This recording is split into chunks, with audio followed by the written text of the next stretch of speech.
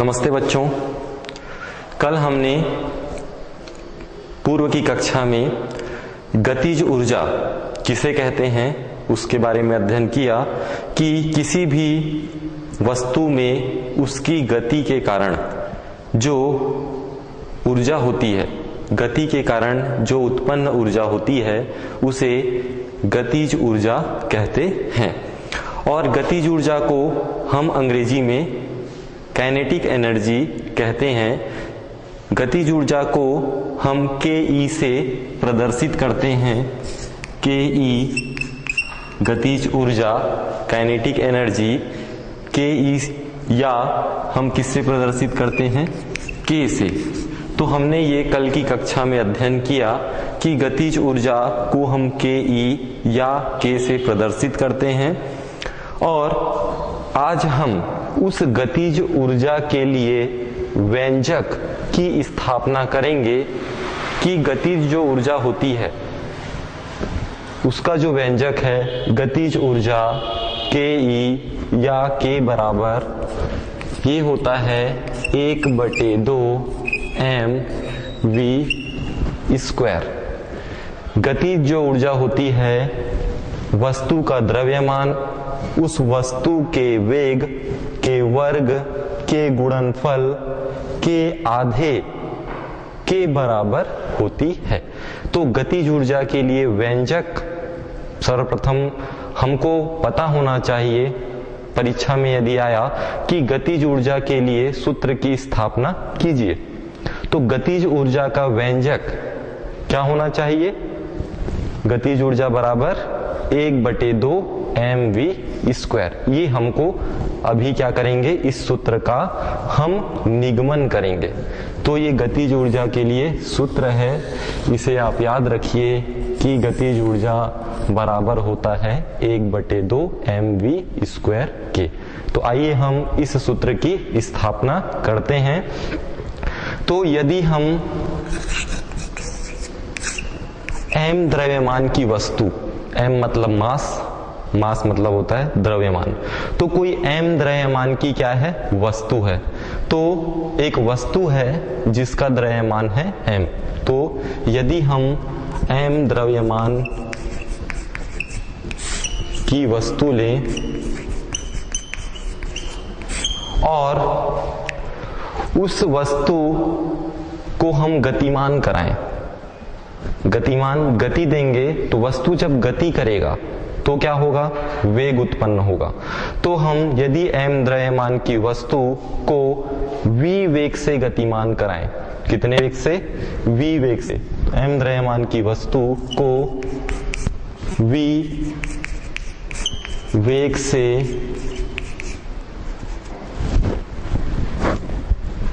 गतिमान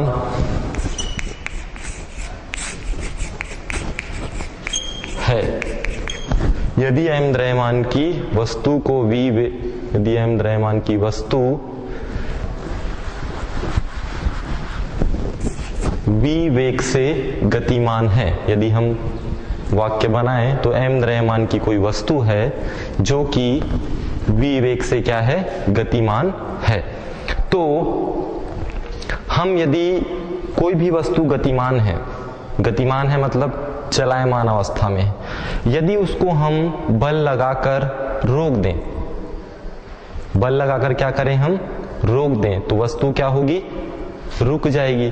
तो m द्रव्यमान की वस्तु जो v वेग से गतिमान है, यदि हम उस पे F बल लगाएं, यदि F बल हम लगाएं, तो यदि हम F बल लगाएंगे तो F बल लगाने पर क्या होगा?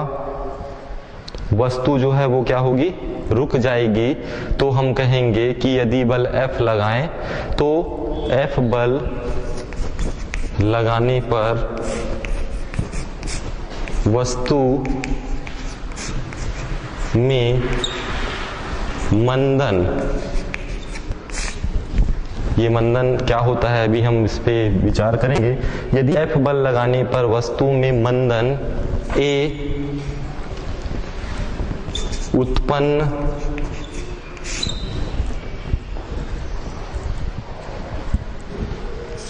होकर, अब जो वस्तु है यदि वो शुरू में क्या हुई, चलना प्रारंभ की, तो जैसे कोई वस्तु है इसकी ये प्रारंभिक स्थिति है। अब यदि ये v वेग से चलना प्रारंभ किया, ठीक है, उसको हम क्या किए, बल लगाकर रोक दिए। अब रोक दिए तो इस वस्तु का क्या हुआ, विस्थापन।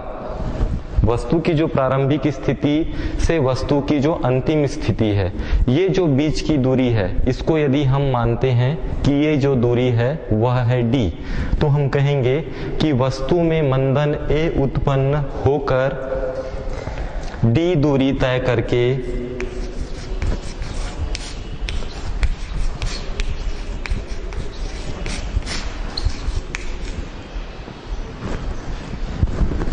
यदि m द्रव्यमान की वस्तु v वेग से गतिमान है, यदि F बल लगाने पर वस्तु में मंदन A उत्पन्न होकर d दूरी तय करके वस्तु क्या होगी, रुक जाएगी।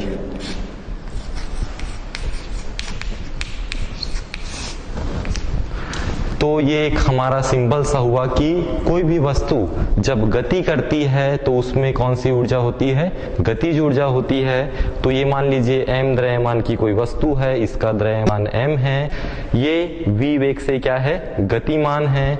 गतिमान होने के पश्चात इस पे हम F बल लगाकर इस वस्तु को क्या करते हैं, रोकते हैं। जब ये वस्तु गतिमान होती है तो इस पे क्या होता है, त्वरण कार्य करता है, जिसे एक्सीलरेशन भी कहते हैं अंग्रेजी में।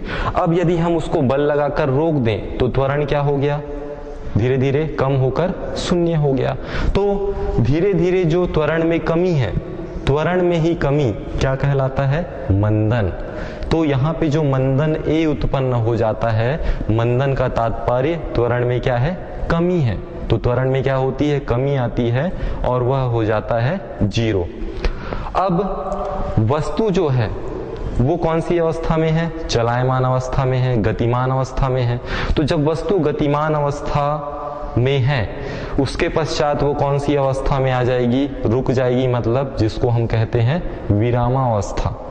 तो वस्तु के द्वारा विरामा अवस्था में आने तक किया गया कार्य यदि हम निकालें कि ये जो वस्तु है गतिमान अवस्था से कौन सी अवस्था, विरामावस्था तक आने में किया गया कार्य कितना होगा, तो हम लिखेंगे कि वस्तु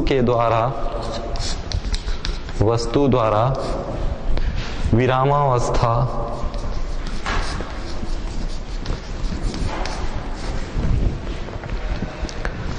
में आने तक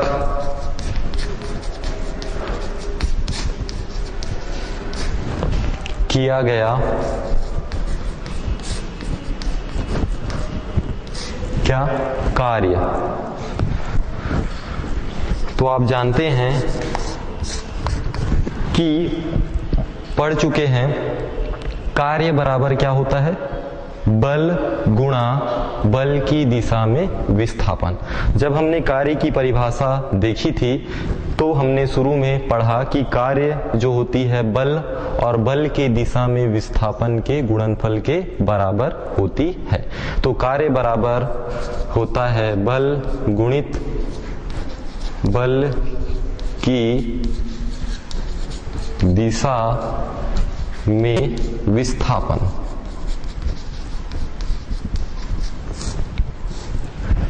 कार्य को हम किससे प्रदर्शित करते हैं, कैपिटल W से प्रदर्शित करते हैं। वर्क मतलब कार्य, वर्क का W। बल को हम किससे प्रदर्शित करते हैं, F से, फोर्स मतलब बल। और बल की दिशा में विस्थापन, तो जो वस्तु कितनी दूरी तक जा रही है, तो हम यहाँ देखते हैं कितनी दूरी तय कर रही है, d दूरी। तो बल की दिशा में विस्थापन कितना होगा, d। तो इस प्रकार से कार्य बराबर बल गुणित बल की दिशा में विस्थापन, तो W बराबर हम लिखेंगे F इंटू T। इसे हम समीकरण 1 नाम दे दें। तो ये हमारा जो समीकरण प्राप्त हुआ, ये पहला समीकरण है। अब न्यूटन के गति के द्वितीय नियम से, न्यूटन के गति के 3 नियम हैं, पहला नियम, दूसरा नियम और तीसरा नियम। तो हम द्वितीय नियम से जानते हैं कि बल बराबर होता है द्रव्यमान गुणित त्वरण। तो हम आगे बढ़ते हैं।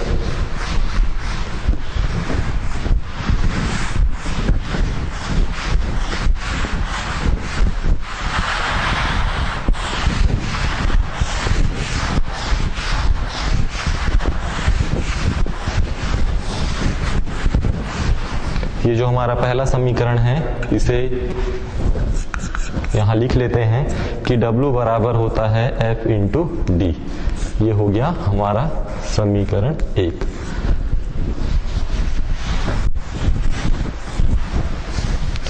हम जानते हैं न्यूटन के कौन से नियम से?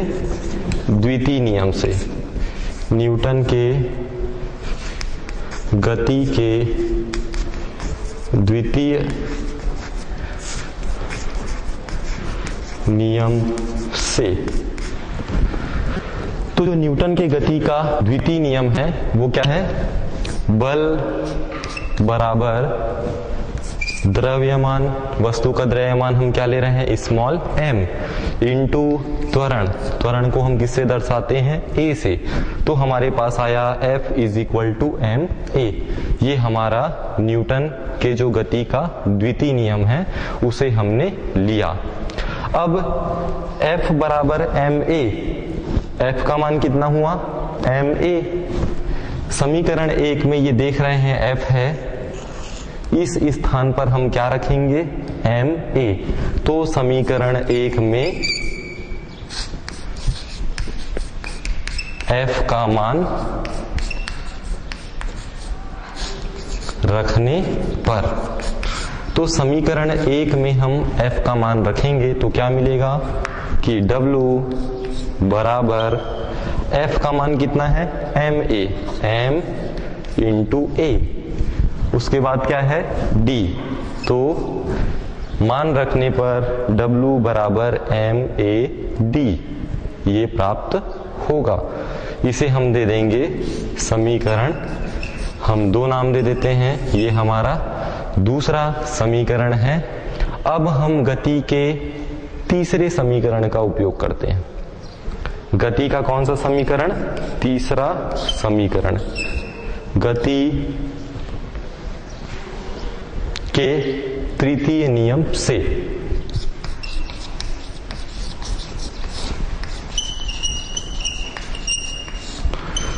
गति का जो तृतीय नियम है उस को यदि हम देखें तो हम इसको गति के तीसरा नियम ना कह के गति का तीसरा समीकरण जो है उसको लेते हैं। गति के तृतीय नियम अलग है और समीकरण अलग है, तो हम गति के तृतीय समीकरण को लेते हैं।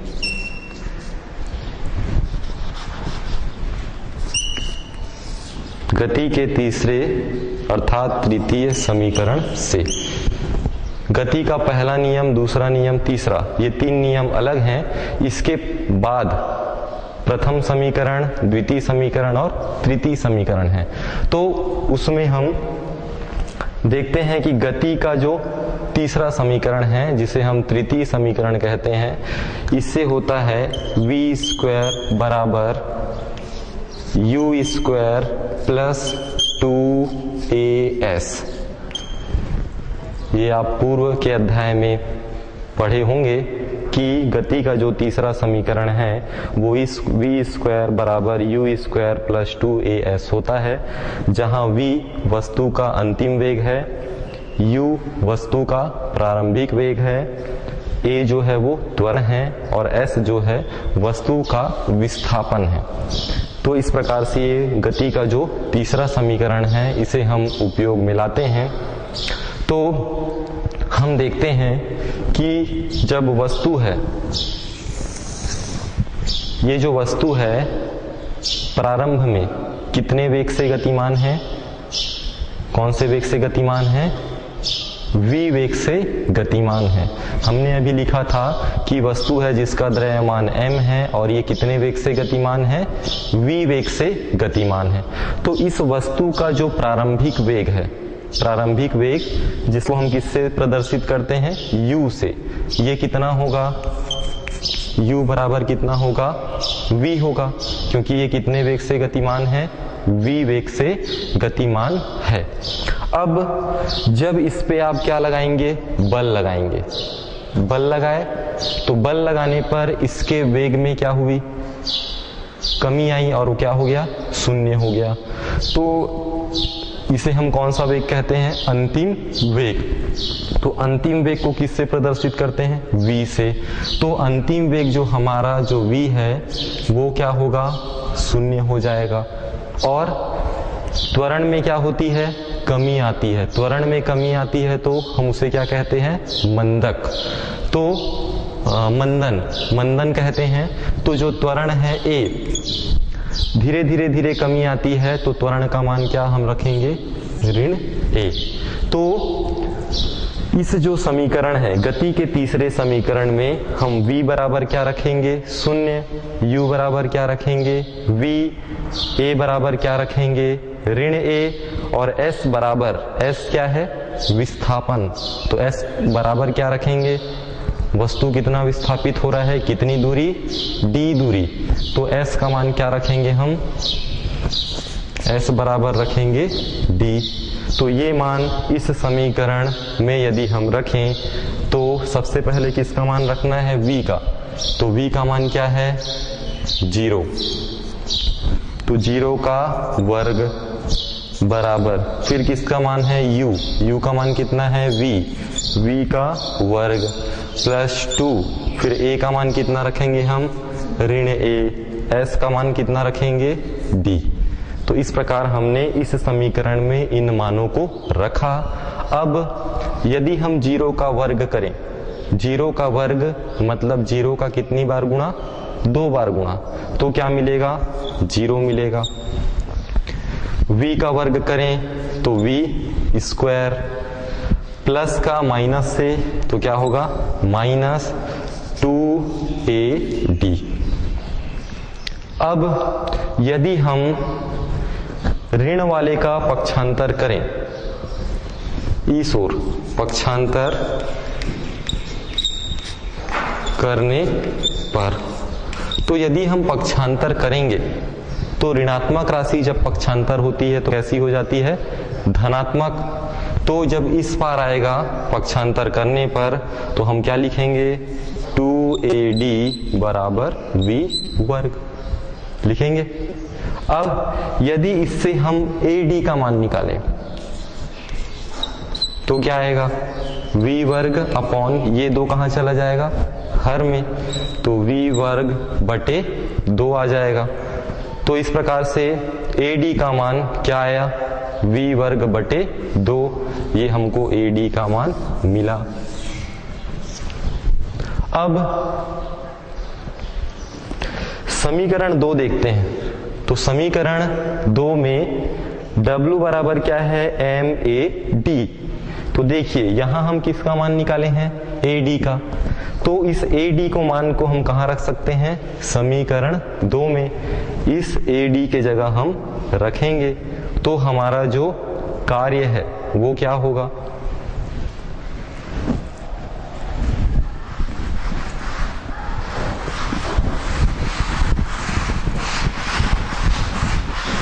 तो जो समीकरण 2 है हमारा W बराबर क्या है, MAD। ये हमारा है समीकरण 2। इसमें हम मान रखते हैं AD का, तो क्या मिलेगा, M तो है, फिर v स्क्वायर बटे 2। इस प्रकार से हम देखें तो ये क्या आया, mv स्क्वायर बटे 2, ये प्राप्त हुआ। तो किया गया कार्य जो W है बराबर mv स्क्वायर बटे 2 ये आया। और जो वस्तु के द्वारा जो किया गया कार्य वस्तु कौन सी अवस्था में थी? गतिमान अवस्था में। तो गतिमान अवस्था में जो किया गया कार्य है वही वस्तु की क्या होगी? गतिज ऊर्जा कहलाएगी, और यही वस्तु की गतिज ऊर्जा होगी mv²/2, जिसको हम किस रूप में लिखेंगे? वस्तु की गतिज ऊर्जा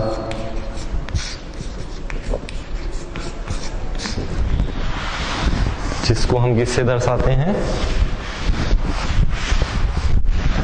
वस्तु की गतिज ऊर्जा को ke से बराबर, अब देखिए mv²/2, पूरे के बटे में कितना है? 2। तो यहां कितना गुणांक है? कितने का गुणा है यहाँ? 1 का। तो उसको मैं ऐसा लिख सकता हूं, पहले 1/2, उसके बाद क्या लिख सकते हैं?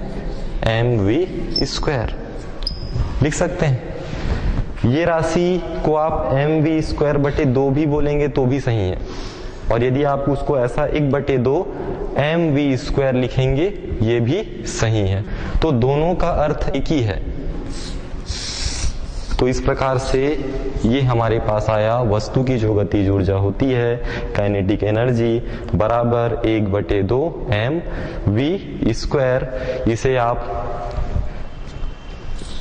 शब्दों में यदि लिखेंगे तो वस्तु की गतिज ऊर्जा बराबर 1/2 गुणा m क्या है? द्रव्यमान, और v क्या है? वेग। तो द्रव्यमान गुणित वेग का वर्ग। तो यदि हम शब्दों में इसे लिखें तो वस्तु की गतिज ऊर्जा बराबर 1/2 गुणित द्रव्यमान गुणित वेग का वर्ग, अर्थात वस्तु की जो गतिज ऊर्जा है वस्तु के द्रव्यमान और वस्तु के वेग के वर्ग के गुणनफल के आधे के बराबर होता है। तो ये है हमारा गतिज ऊर्जा। गतिज ऊर्जा बराबर 1/2 mv²। ये काफी महत्वपूर्ण है, आगे भी आपका उपयोग में आएगा। तो आप गतिज ऊर्जा का जो सूत्र है याद रखिएगा, 1/2 mv² या mv²/2, जैसा आप रखना चाहें, दोनों सही है। आप इसे 1/2 mv² भी लिख सकते हैं या mv²/2 भी आप इसे कह सकते हैं। अब आगे बढ़ते हैं हम।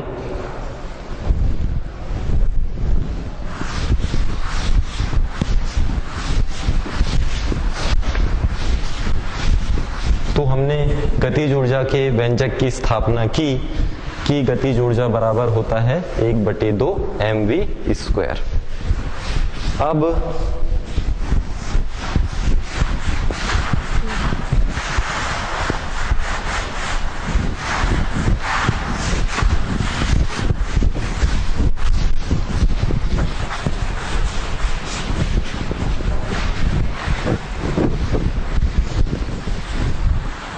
यदि हम एक उदाहरण लें, कोई प्रश्न लें कि कोई वस्तु है हमारे पास, जैसा एक वस्तु है, इसका द्रव्यमान है 4 किलोग्राम। ये वस्तु कितने किलोग्राम का है? 4 किलोग्राम का। तो 4 किलोग्राम यदि पूरा लिखेंगे तो इस प्रकार से होगा, 4 किलोग्राम द्रव्यमान का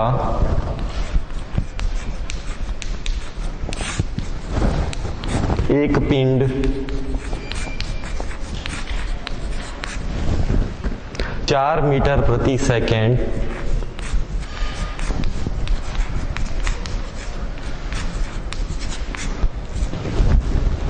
के वेग से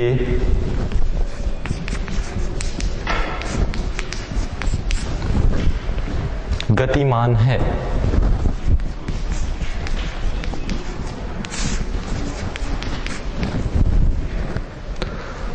उसकी गतिज ऊर्जा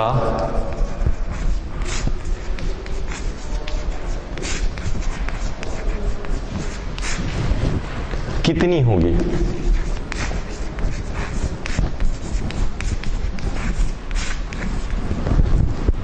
इसे हम देखेंगे कि कोई 4 किलोग्राम द्रव्यमान का एक पिंड है, 4 मीटर प्रति सेकंड से गतिमान है, तो उसकी गतिज ऊर्जा कितनी होगी?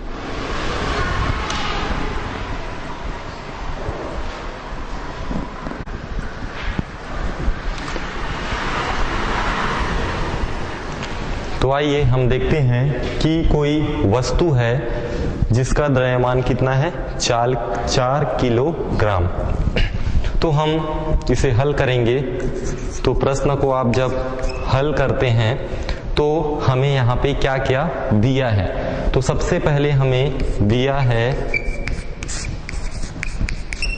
क्या दिया है? 4 किलोग्राम द्रव्यमान का एक पिंड। तो एक पिंड है जिसका द्रव्यमान कितना है? 4 किलोग्राम। तो द्रव्यमान को हम, पिंड का द्रव्यमान हम लिख लेते हैं, दिया है पिंड का द्रव्यमान। द्रव्यमान को हम किससे प्रदर्शित करते हैं? स्मॉल m से। तो स्मॉल m बराबर 4। आप उसे संकेत के रूप में किलोग्राम भी लिख सकते हैं, 4 किलोग्राम। और 4 मीटर प्रति सेकंड के वेग से मतलब किसका मान हुआ? v का। तो पिंड का जो वेग है वो v बराबर है कितना? 4 मीटर प्रति सेकंड। उसे आप इस प्रकार से संकेत के रूप में भी लिख सकते हैं, मीटर प्रति सेकंड। उसकी गतिज ऊर्जा कितनी होगी? हमें क्या करना है? गतिज ऊर्जा ज्ञात करना है। तो आप जानते हैं कि जो गतिज ऊर्जा है, अभी आपने गतिज ऊर्जा के लिए व्यंजक निकाला कि जो गतिज ऊर्जा है, काइनेटिक एनर्जी, वो किसके बराबर होती है? 1/2 mv² के बराबर होती है। तो गतिज ऊर्जा बराबर होती है 1/2 mv² या mv²/2, ऐसा भी आप इसे कहते हैं। तो हमें देखिए m का मान दिया है 4 किलोग्राम, ज्ञात है। v का मान 4 मीटर प्रति सेकंड, ये भी क्या है? ज्ञात है। तो हम गतिज ऊर्जा के इस सूत्र में क्या करेंगे? m व v का जो मान है रखेंगे। तो m व v का जो मान रखने पर क्या आएगा? 1/2 गुणित 4 गुणा फिर किसका? v का मान कितना है? 4, और उसका क्या है? यहाँ पे वर्ग है, तो घात में कितना लिखेंगे आप? 2 लिखेंगे। और द्रव्यमान की जो इकाई है वो क्या है? किलोग्राम। वेग का क्या है? मीटर प्रति सेकंड। तो इस प्रकार से हम उसे भी लिख देंगे। अब यहां पे देखते हैं कि इस जो हमारी राशि है इसको हल करना है। तो आप किस प्रकार से हल करेंगे? आप चाहें तो अंश का आपस में गुणा कर सकते हैं, चाहें आप क्या कर सकते हैं? इसे आप डिवाइड भी कर सकते हैं। तो डिवाइड करेंगे तो 2 से कितने बार में? 2 बार में। तो 2 दूनी 4। तो यहाँ पे कितनी राशि है? 1 गुणा 2 गुणा 4 का वर्ग, मतलब 4 गुणा 4, तो 4 चौक 16। तो ये हो गया 16। अब इन तीनों का आपस में क्या हो जाएगा? गुणा। 16 दूनी 32 और 32 एकम 32। तो इस प्रकार से जो गतिज ऊर्जा है वो आपको 32 इकाई, इसकी इकाई क्या होगी? आपको दिया है यहाँ पे देखिए किलोग्राम मीटर प्रति सेकंड। तो किलोग्राम मीटर प्रति सेकंड, ये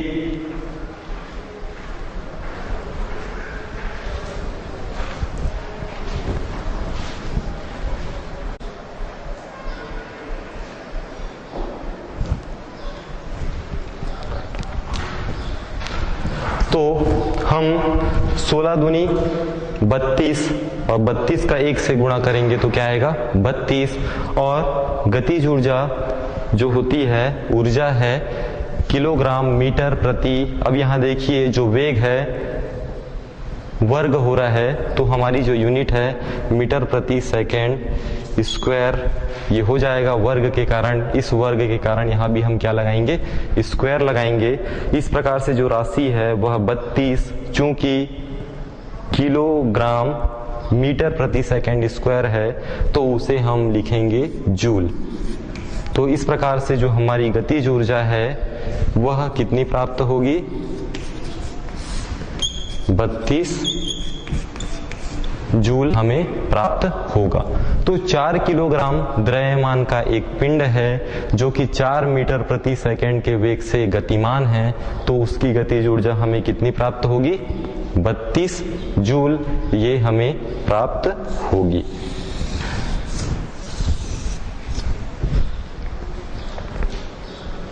इसके पश्चात हम आगे बढ़ते हैं, संवेग और गतिज ऊर्जा में संबंध।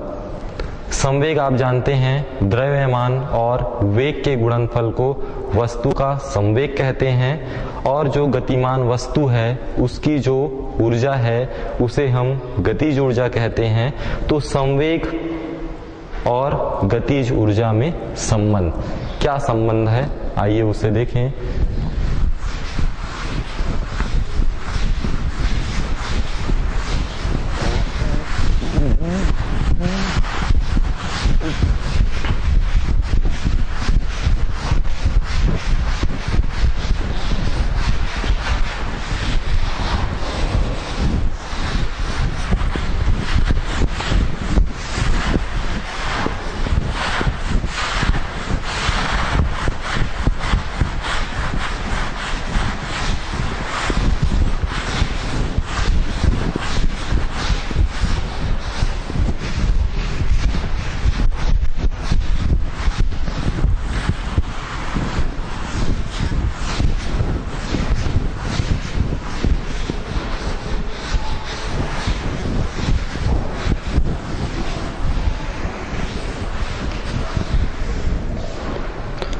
तो हम देखते हैं संवेग और गतिज ऊर्जा में संबंध।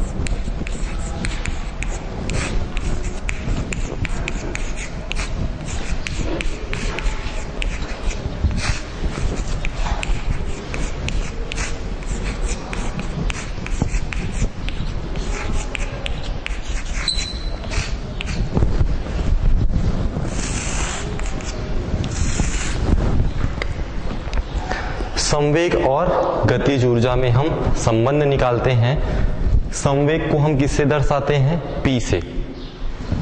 P जो है हमारा क्या है संवेग है। P से हम व्यक्त करते हैं।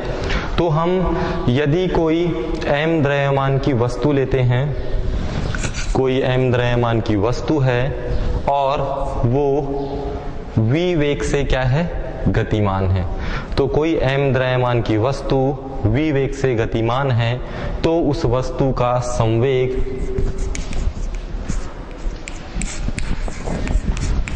हमें प्राप्त होता है P बराबर mv। वस्तु का संवेग, संवेग को हम P से दर्शाते हैं। संवेग बराबर होता है द्रव्यमान गुणित वेग। चूंकि वस्तु का द्रव्यमान है स्मॉल m और वस्तु जो है v वेग से गतिमान है, तो हम कहेंगे कि वस्तु का जो संवेग है P बराबर होगा mv के। इसे हम कैपिटल V ले लेते हैं। कैपिटल V वेग से गतिमान है, तब P बराबर हम mv कहेंगे। अब इससे यदि हम v का मान निकालें, ये जो v है हमारा वेग, इसका यदि हम मान निकालना चाहें तो क्या प्राप्त होगा कि जो v बराबर, इसका मान हम निकालना चाह रहे हैं तो m कहाँ आ जाएगा नीचे हर में, तो v बराबर हो जाएगा p अपॉन m होगा। V बराबर क्या होगा, P अपॉन m। इसे हम दे देते हैं नाम समीकरण 1। अब आप जानते हैं कि जो गतिज ऊर्जा है जिसे हम काइनेटिक एनर्जी कहते हैं, उसे हम गतिज ऊर्जा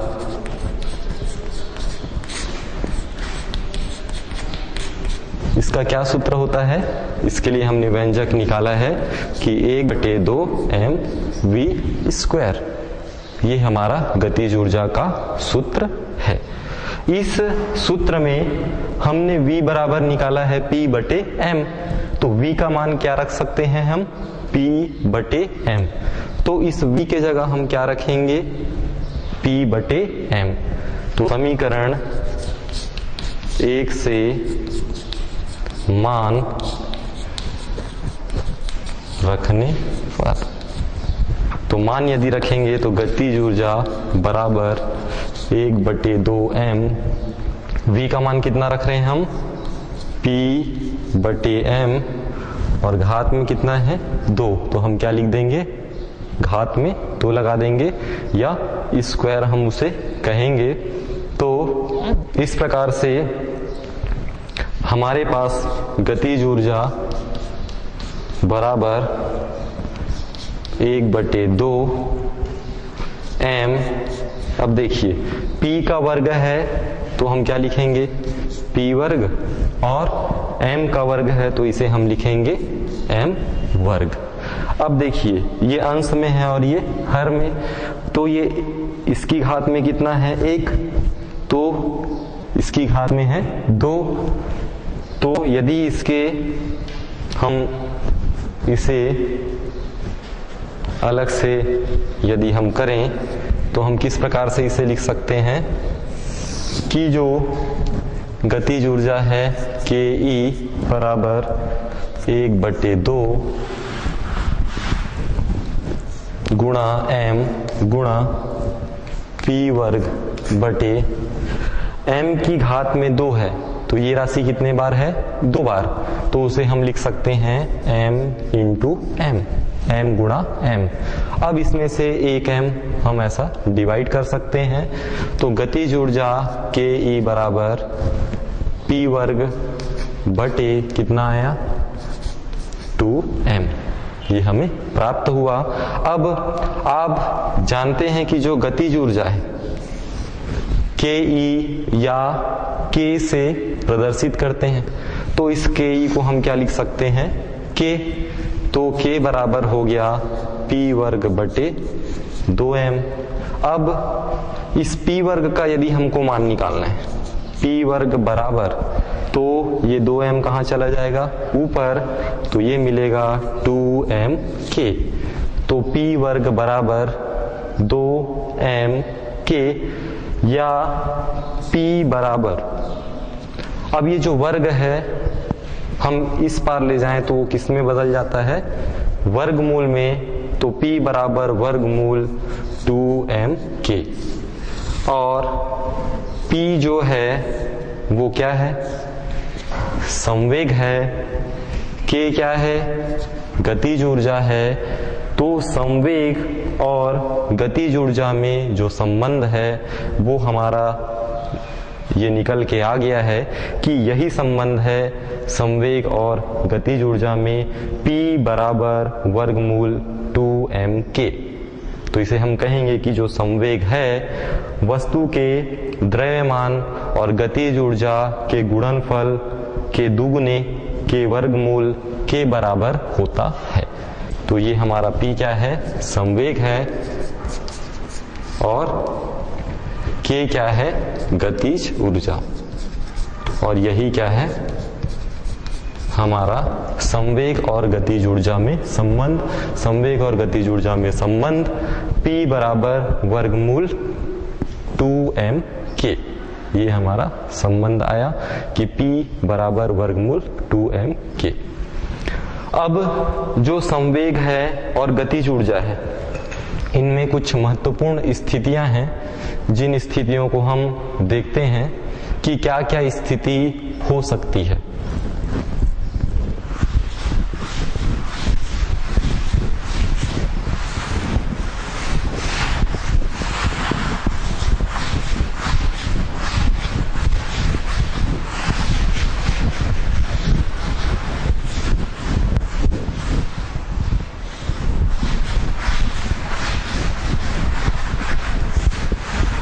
तो इनमें जो संबंध आया हम उसे यहाँ लिख लेते हैं कि P बराबर वर्गमूल 2m के, ये हमारा संवेग और गतिज ऊर्जा में संबंध है।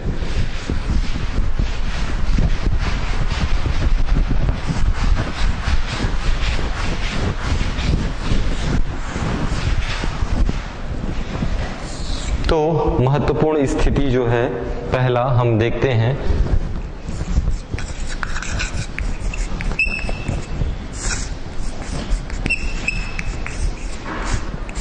पहली जो स्थिति है उसमें दो वस्तु हैं हमारे पास जिनका संवेग समान है।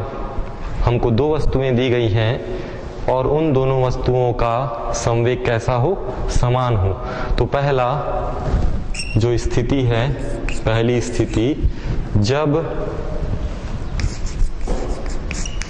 दो वस्तु के संवेग समान हो। जब दो वस्तु के संवेग आपस में समान, संवेग से तात्पर्य क्या है, P हमारा क्या है, संवेग, और दो वस्तु हम ले रहे हैं तो हम मान लेते हैं कि ये पहली वस्तु है A और दूसरी वस्तु है B। ये दो वस्तु हम ले रहे हैं तो पहली वस्तु का यदि हम द्रव्यमान लें तो उसे हम कैसे दर्शाएंगे, द्रव्यमान को हम क्या लेते हैं, m, और नीचे हम क्या लिख दिए, A। तो A मतलब पहली वस्तु का, जो A वस्तु है उसका द्रव्यमान ma। इसी प्रकार दूसरी वस्तु है B, यदि इसका मैं द्रव्यमान लिखूं तो कैसा लिखूंगा, mb। तो हम कहेंगे कि पहली वस्तु A जिसका द्रव्यमान ma है, दूसरी वस्तु है B जिसका द्रव्यमान है mb। अब पहली जो वस्तु A का संवेग, संवेग को हम किससे दर्शाते हैं, P से। तो ये Pa और इसे मैं किससे दर्शाऊंगा, Pb। तो ये हो गया आपका क्या, पहली वस्तु जो है A वस्तु का संवेग Pa और दूसरी वस्तु B है उसका संवेग क्या है, Pb है। अब इनकी जो गतिज ऊर्जा है, तो संवेग गतिज ऊर्जा को हम K से दर्शाते हैं, तो Ka और ये हो गया Kb। तो इस प्रकार से Ma और Mb क्या है, द्रव्यमान, Pa और Pb क्या है, संवेग, Ka और Kb क्या है, गतिज ऊर्जा। तो इस प्रकार से हमने दो वस्तुएं लिए और उन दोनों वस्तुओं का हमने द्रव्यमान का निर्धारण किया, उनके संवेग का, उनके गतिज ऊर्जा का निर्धारण किया। अब हम यदि वस्तु A है उसका यदि हम संवेग निकालना चाहें, Pa का मान, तो हमें क्या प्राप्त होगा। तो पहली जो वस्तु है वो है हमारी A। तो वस्तु जो A है उसका हम क्या निकालें, संवेग, तो वो मिलेगा Pa बराबर, देखिए संबंध क्या है, P बराबर वर्गमूल 2mk, ये है। तो हम कौन सी वस्तु का निकाल रहे हैं, A वस्तु का, तो P के साथ क्या लिख देंगे, A, ये हो गया Pa। फिर क्या लगा हुआ है, वर्गमूल, तो हम वर्गमूल लगाएंगे। फिर क्या है, 2, फिर क्या है, m, तो पहली वस्तु का हम क्या ले रहे हैं, द्रव्यमान Ma, तो ये हो गया Ma। और जो K है, K क्या है, गतिज ऊर्जा, तो पहली वस्तु का कितना है, Ka। तो हम लिखेंगे Pa बराबर वर्गमूल 2 Ma और क्या लिखेंगे, Ka। ये इसी सूत्र को हम पहली वस्तु के लिए रूपांतरित कर रहे हैं। और दूसरी वस्तु जो है वो है B, तो B के लिए हम यदि निकालेंगे तो क्या लिखेंगे, Pb वर्गमूल 2 Mb और फिर क्या लिखेंगे, Kb, ये हम लिखेंगे। अब ये दोनों जो समीकरण हमें प्राप्त हुआ, इसमें देखिए कि हमारी जो पहली स्थिति है, जब दो वस्तु के कौन समान हो, संवेग। संवेग समान से तात्पर्य संवेग को हम किससे दर्शाते हैं? PA और PB। तो ये दोनों कैसा होना चाहिए? समान। समान अर्थात समान मीन्स बराबर। तो बराबर मतलब क्या आएगा? PA बराबर होगा किसके? PB के। तो हम लिखेंगे संवेग समान है, इसलिए PA बराबर क्या होगा? PB होगा। PA का मान हमने निकाला है, इसे रखेंगे 2MA KA बराबर वर्गमूल 2MB KB। अब दोनों पक्षों में यदि हम देखें तो दोनों पक्षों में राशि समान होती है तो वो आपस में क्या होती है? निरस्त हो जाती है। तो ये वर्गमूल से वर्गमूल और 2 से हम 2 को भी काट सकते हैं। तो बचा कितना यहाँ? MA KB बराबर MB KB। अब यहाँ पे MA KA आएगा। MA KA बराबर MB KB, ये हमें मिलेगा। अब हम इसमें KA के नीचे यदि KB को ले आए, KA बटे KB अर्थात पहली वस्तु की गतिज ऊर्जा बटे दूसरी वस्तु की गतिज ऊर्जा। यहाँ पे क्या है आपके पास? MB, उसके बटे में क्या चला जाएगा? MA। तो MB बटे MA हमें ये मिलेगा। तो इस प्रकार से हम देखें कि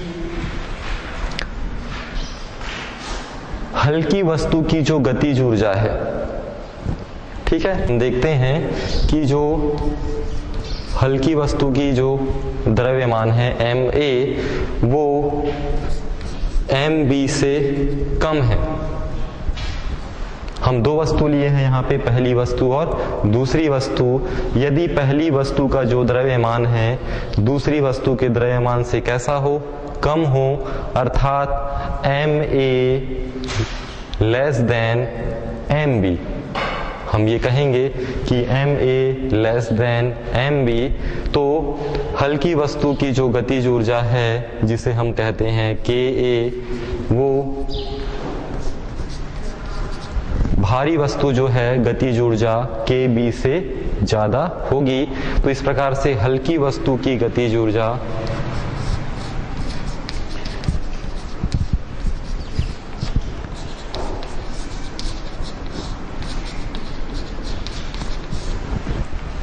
और ये है भारी वस्तु की गतिज ऊर्जा।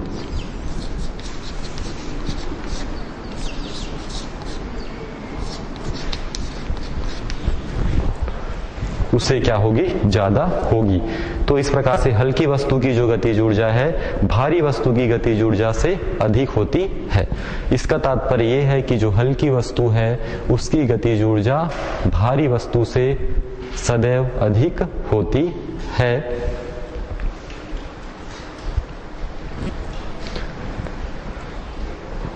इसकी जो दूसरी स्थिति है,